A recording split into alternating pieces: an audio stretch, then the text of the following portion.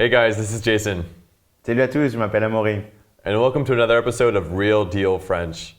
So if you guys ever go to France and ever have any experiences in France, you'll see that people lead this lifestyle where they're eating tons of really fatty dairy and really decadent pastries and things like that. They're drinking tons of wine and smoking tons of cigarettes, tons and tons of cigarettes.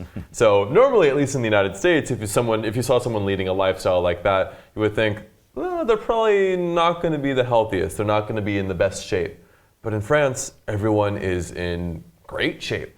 They're quite thin, and everyone leads really long lives. So, you're doing pretty well, yeah. You're doing well for yourselves.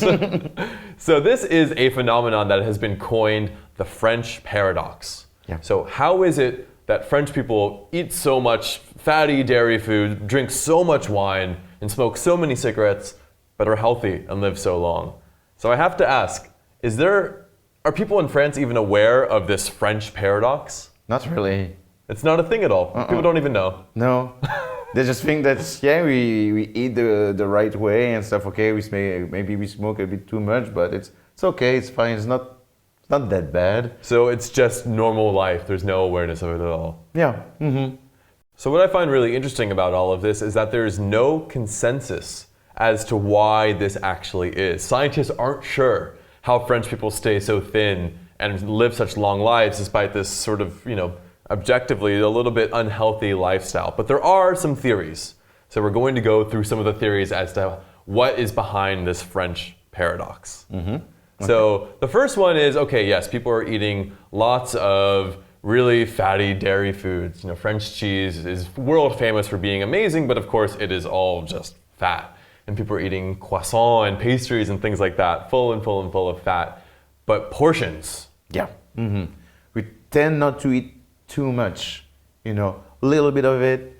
You can have a little bit, quarter of cheese with a little bit of bread, but not eat. It's even not elegant to eat the whole thing. Mm-hmm. Try to eat small portions. So eating very decadent, very luxurious, very delicious things, but just a little bit, not too much. Yeah, like a meal usually is made of a starter, a main dish, cheese, dessert. It sounds like, whoa, a lot, but actually it's a little bit of everything. So sort of in a similar theme to that, there's also the idea, the theory that a lot of it has to do with the quality of the food that's being eaten. Because yes, people are eating very fatty food, but it's not processed. Yeah. Mm-hmm. We try to have high quality food, fresh food. Yeah.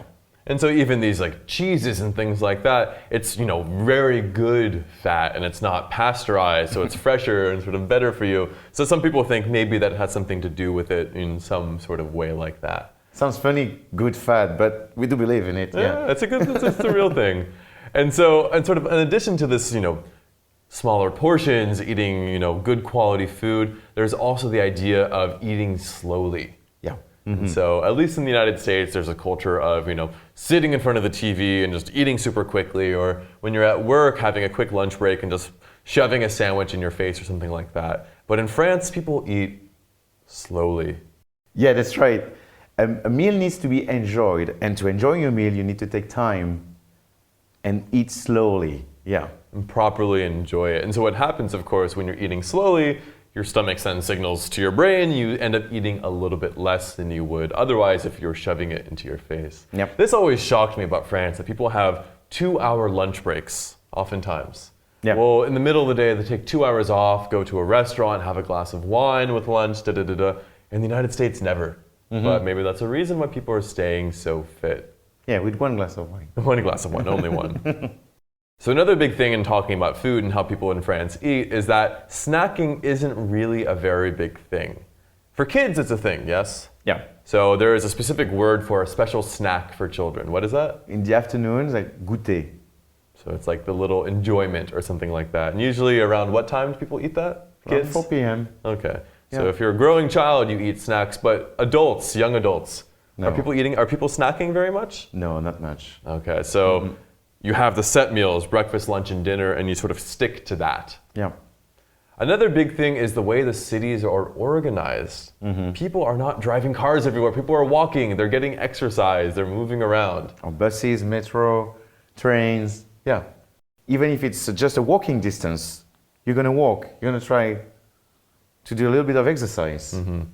So you live in these beautiful cities, these beautiful French cities, and you can walk to the store, walk to the restaurant, walk to the train station. So you're moving around a bit more. Yeah. But all that being said, you know, this is all having to do with food and exercise, but you're still drinking a ton, you're still smoking a ton. No matter how you slice that, it's not very good for you. So what is it? So what is it? That's the question. One of the theories that is commonly thrown around is that it's just genetics. French people have good genetics. Bien sûr. You got to look good.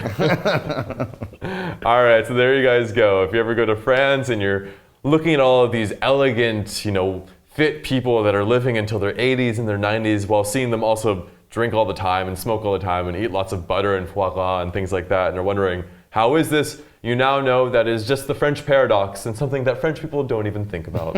Lucky them. So thanks for watching another episode of Real Deal French, and make sure to go to openlanguage.com or download the Open Language app and use the promo code REALDEAL to get your first month of premium access to the French channel for only 99 cents. Until next time. Au revoir. See you guys.